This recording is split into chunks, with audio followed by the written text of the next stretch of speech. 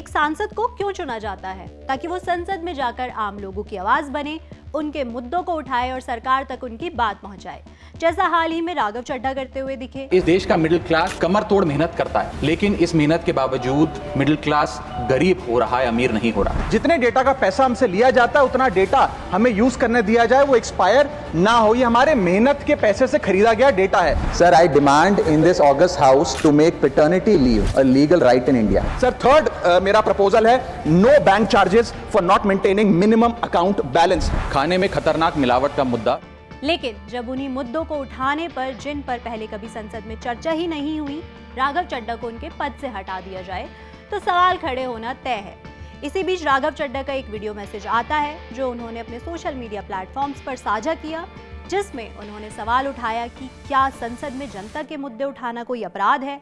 Video में वो कहते नजर आए, क्या मैंने कुछ गलत किया है? लेकिन क्या जनता के मुद्दे उठाना, पब्लिक इश्यूज पे बात करना कोई अपराध है? क्या मैंने कोई गुनाह कर दिया, कोई गलती कर दी? Have I done something wrong?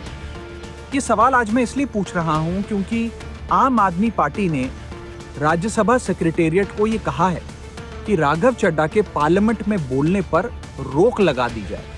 अब इसको लेकर अलग अलग सवाल उठ रहे हैं। कोई कहता नजर आ रहा है कि ये एक पॉलिटिकल गेम प्ले है, कोई कह रहा है कि ये तो पीआर स्टंट है, कोई सवाल उठा रहा है कि क्या राघव चड्ढा की चिंताएं सच में निराधार थी या फिर ये सिर्फ पार्टी का एक आंतरिक बदलाव है। हो सकता है कि इसके पीछे कोई बड़ी राजनीतिक कहानी छिपी हो। आज की वीडियो में हम इन सभी पहलुओं पर बात करेंगे। हाय, मैं हूं प्रगति और आप देख रहे हैं जिस्ट। राज्यसभा सांसद राघव चड्ढा को बड़ा झटका लगा है। आम आदमी पार्टी ने उन्हें राज्यसभा में डिप्यूटी लीडर के पद से हटा दिया है। इसके साथ ही उनके संसद में बोलने पर भी रोक लगा दी गई है, क्योंकि पार्टी ने स्पष्ट तौर पर कहा कि उन्हें आपके निर्धारित कोटे से बोलने का समय ना दिया जाए। उनकी जगह पंजाब से सांसद अशोक मित्तल को नया डिप्यूटी लीडर बनाया गया है और इसके लिए पार्टी ने राज्यसभा सचिवालय को आधिकारिक पत्र भी भेज दिया है।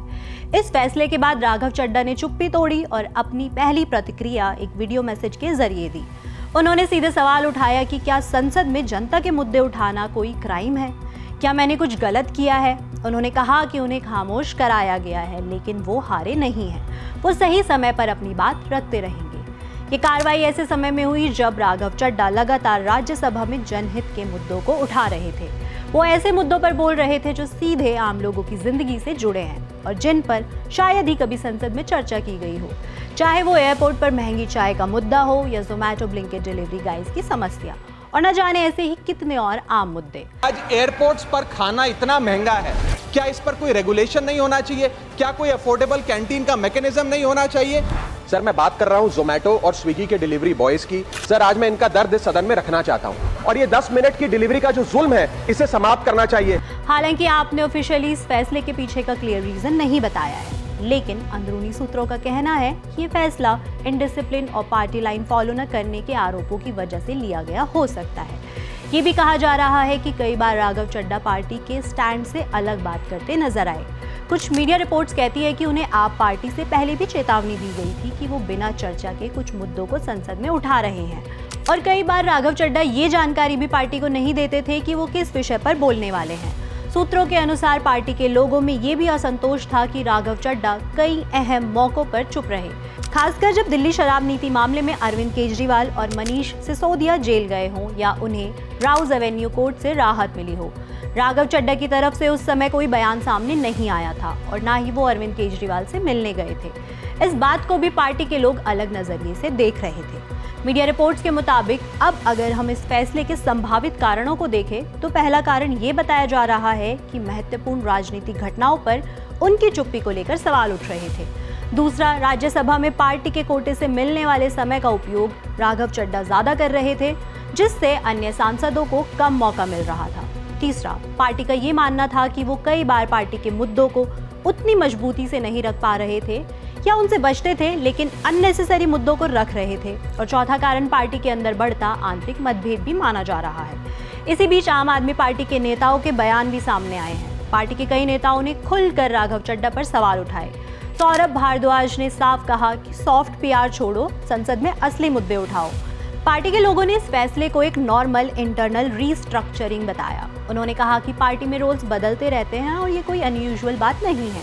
उन्होंने ये भी कहा कि पार्टी कलेक्टिव डिसीजन पर चलती है और संसद में कौन क्या बोलेगा ये तय प्रोसेस के तहत होना चाहिए। कुछ नेताओं ने इनडायरेक्ट तरीके से ये भी कहा कि राजनीति सिर्फ हेडलाइंस या रील बनाने के लिए नहीं होती, बल्कि ऑर्गेनाइजेशन और टीम वर्क ज्यादा जरूरी होता है। इसे कई लोगों ने राघव चड्ढा पर एक रील मिनिस्टर वाला तंज माना। वहीं पंजाब के मुख्यमंत्री भगवंत मान ने तो और सीधा आरोप लगा दिया, राघव चड्ढा कॉम्प्रोमाइज्ड है। दिल्ली सरकार की मंत्री अतीशी ने भी इस मुद्दे पर तंज कसा है। उन्होंने एक्स पर एक वीडियो शेयर करते हुए सीधे राघव चड्ढा से सवाल किया, राघव आप बीजेपी से डरते क्यों हैं? आतिशी ने आगे कहा कि जब देश एलपीजी जैसे बड़े क्राइसिस से जूझ रहा है तो आप ये मुद्दा क्यों नहीं उठा रहे? उनके इस बयान को पार्टी के अंदर बढ़ती नाराजगी और सीधे सीधे सवाल उठाने के तौर पर देखा जा रहा है। आज मैं राज्यसभा सांसद राघव चड्ढा जी से कुछ सवाल पूछना चाहती हूँ। राघव जी, आप बीजेपी से इतना डरते क्यों? आप बीजेपी से सवाल उठाने से डरते क्यों हैं? आप मोदी जी से सवाल उठाने से डरते क्यों हैं? आपने क्या एक बार भी संसद में पश्चिम बंगाल में हो रहे लोकतंत्र पर हमले पर सवाल उठाए, वोटर डिलीशन पर सवाल उठाए, गलत तरीके से बनते हुए वोट पर सवाल उठाए? क्यों नहीं उठाए? क्या बीजेपी से डर रहे हैं? आज देश के सामने, देश के आम आदमी के सामने सबसे बड़ा संकट एलपीजी गैस सिलेंडर का है।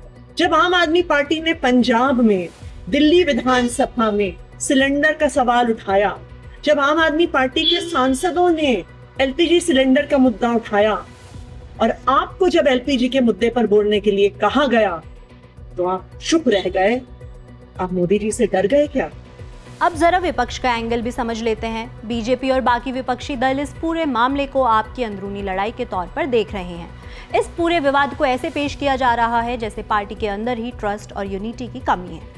इसके अलावा कांग्रेस नेता अमरिंदर सिंह राजा वॉरिंग ने भी कहा कि अब यह साफ नजर आ रहा है कि राघव चड्ढा पार्टी से अलग होते जा रहे हैं, क्योंकि वो हाल के समय में अरविंद केजरीवाल के कई सार्वजनिक कार्यक्रमों में नजर नहीं आए। इस पूरे मामले ने आपके अंदर चल रही इंटरनल पॉलिटिक्स को भी सामने ला दिया है। राज्यसभा में पार्टी के पास लिमिटेड एमपीज हैं और संजय सिंह के जेल में होने के बाद राघव चड्ढा को अनऑफिशियल तौर पर यह जिम्मेदारी दी गई थी। वो कई डिबेट्स में एक्टिव भी रहे, लेकिन अब पार्टी का साफ कहना है कि इंडिविजुअल स्टाइल से ज्यादा इंपॉर्टेंट कलेक्टिव डिसिप्लिन है। आगे बढ़ने से पहले जरा उन मुद्दों पर नजर डालते हैं जिन्हें संसद में उठाने की वजह से राघव चड्ढा रील मिनिस्टर कहे जाने लगे। उन्होंने सरकारी प्रतिक्रियाओं में देरी, सेवाओं में लापरवाही और आम नागरिकों को अपने ही हक के लिए लंबा इंतजार करने जैसी समस्याओं पर सवाल उठाए। साथ ही सरकारी फंड्स के इस्तेमाल में ट्रांसपेरेंसी की कमी और राज्यों को मिलने वाली फंडिंग में देरी जैसे मुद्दे भी सामने रखे। इसके अलावा उन्होंने कुछ बेहद ग्राउंड लेवल इश्यूज भी उठाए, जैसे एयरपोर्ट पर महंगा खाना, फ्लाइट में एक्स्ट्रा बैगेज चार्जेस और टोल प्लाजा या बैंक चार्जेस जैसी छोटी छोटी लूट जो आम आदमी रोज महसूस करता है।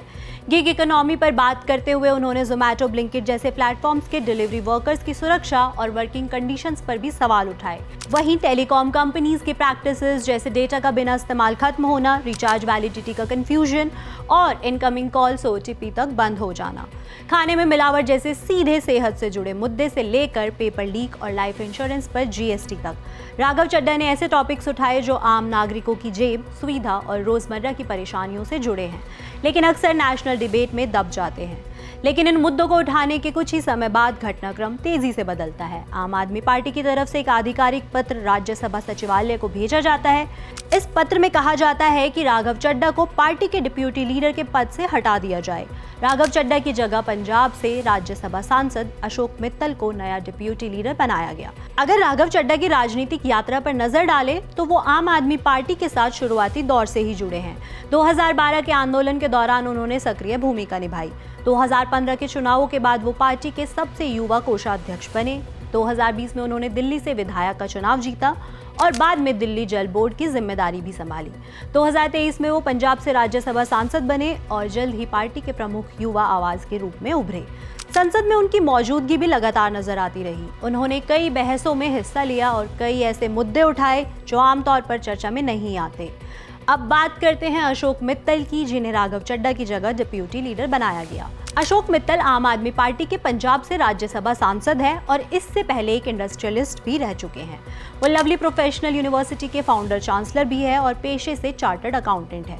आपके पास फिलहाल राज्यसभा में 10 सदस्य हैं, 7 पंजाब से और 3 दिल्ली से।